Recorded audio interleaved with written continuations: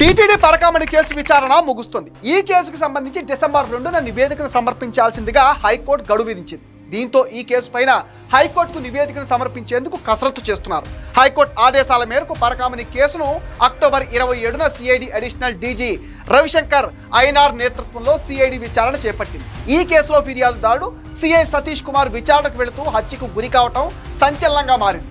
దీనిపైన హైకోర్టు కూడా సీరియస్ అయింది. ఈ కేసులో వైసీపీ ప్రభుత్వ హయాంలో టీటీడీ చైర్మన్లుగా పనిచేసిన వైవి సుబ్బారెడ్డి, భూమన కరుణాకర్ రెడ్డి, అప్పటి ఈవో ధర్మారెడ్డితో పాటు పలువురిని సిఐడి అధికారులు విచారించిన సంగతి మనందరికీ తెలిసిందే. చెన్నై, బెంగళూరు, విశాఖపట్నం, హైదరాబాద్, తిరుపతిలో నిందితుడు రవికుమార్, ఆయనకు సంబంధించిన వారి ఆస్తులను పరిశీలించి వాటి డాక్యుమెంట్లను సిఐడి సేకరించింది.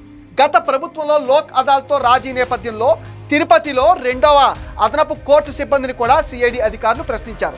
156 పేజీల నివేదికను డిసెంబర్ 2న హైకోర్టుకు సిఐడి అధికారులు సమర్పించనున్నారు.